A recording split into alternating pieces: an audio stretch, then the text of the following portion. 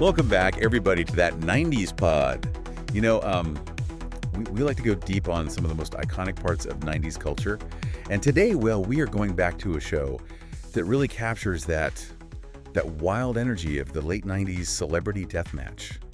Do you remember that show? I mean, it was gloriously gory claymation where our favorite celebs would just, battle it out in the ring. Yeah, I mean, it really tapped into that fascination that I think we all had with celebrity culture, especially celebrity feuds. And, this was way before social media really took off. So Celebrity Deathmatch kind of became our virtual arena for all that drama. It really was. And it was like the ultimate 90s tabloid come to life. Right. Okay, so for anyone who might have missed this gem, or maybe you blocked it out of your memory, I don't know, but picture this. You got claymation versions of stars like, Madonna and Britney Spears just going head to head. And there's no holds barred. Yeah, and what's interesting is that it wasn't just mindless violence.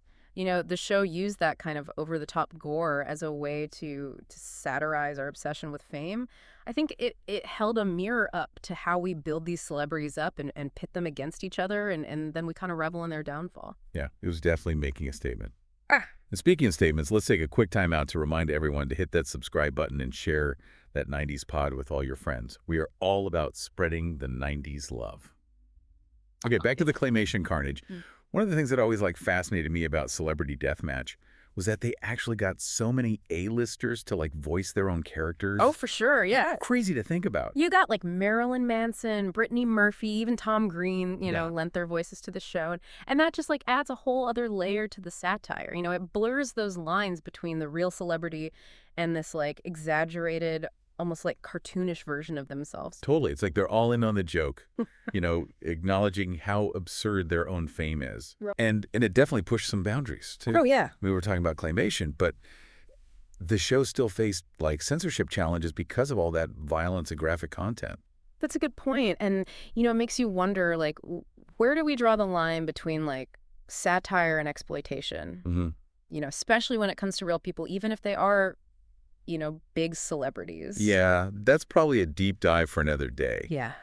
But it speaks to how Celebrity Deathmatch was never afraid to be provocative and challenge our perceptions of fame, even that opening theme song with its rapid fire lists of celebrity names. Yeah. It feels like a commentary on how fleeting it all is. Absolutely. Well, one minute you're at the top of the charts, and the next minute, you're getting your head smashed in by a claymation rival. I think the show really captured that kind of here today, gone tomorrow vibe that defines celebrity culture.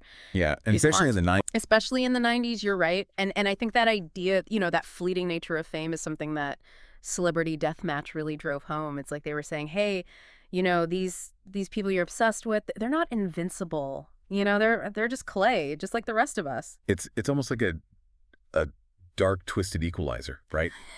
like no matter how rich or famous you are, you can still get taken down in that Celebrity Deathmatch ring. And I think it's not just the violence, but also the way the show uses humor to kind of expose just how ridiculous some of those feuds really are. Yeah, totally. Like that episode where they have Mariah Carey battling it out with Christina Aguilera. Oh yeah. And it plays on their rumored rivalry, but instead of a serious showdown, they're literally fighting over a lost eyelash. Oh, that's so classic. Yeah. It's they're saying, yeah, these feuds might seem epic. Yeah. When you read about them in the tabloids, but at the end of the day, it's all pretty petty. Yeah, and I think the animation style itself just adds to the humor, the exaggerated features and the over-the-top reactions.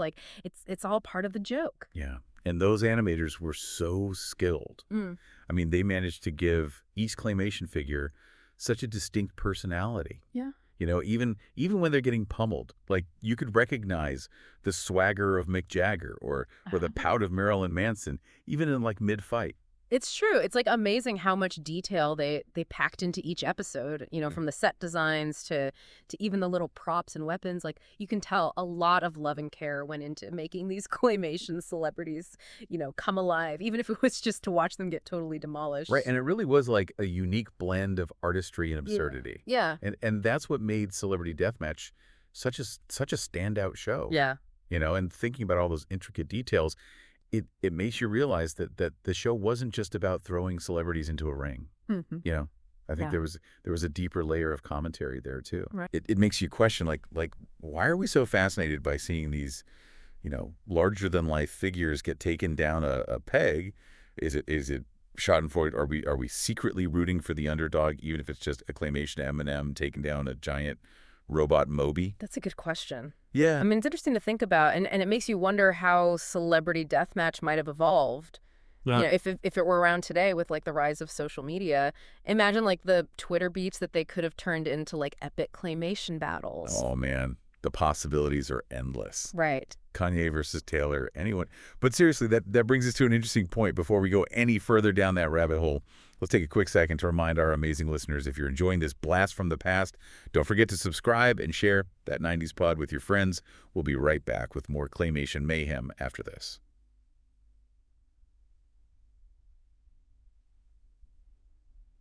And we are back to that 90s pod. We've been talking about Celebrity Deathmatch and how it took our obsession with celebrity feuds and turned it into claymation chaos.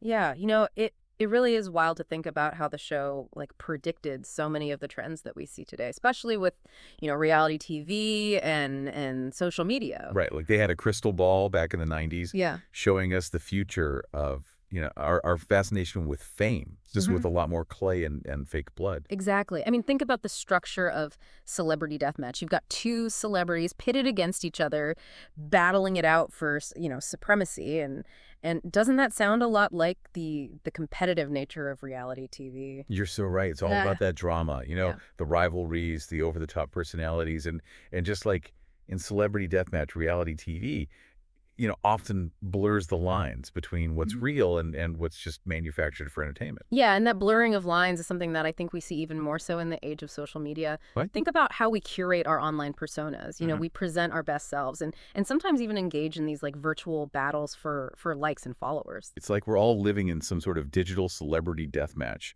constantly comparing ourselves to others and trying to come out on top. Right. And just like in the show, those online feuds, they can sometimes feel so epic, even if they're ultimately over something completely trivial. It makes you wonder if we've learned anything since the days of Celebrity Deathmatch. Are we still playing into those same dynamics of fame and obsession, just in a different format?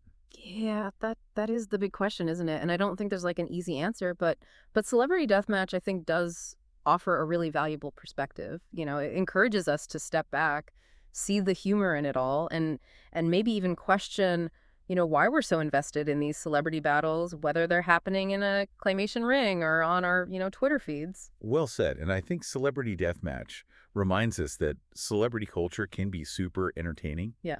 But it's important to engage with it, critically and not take it too seriously. Exactly, because at the end of the day, it's all just a show. And maybe we can all learn to enjoy the spectacle without getting too caught up in all the drama.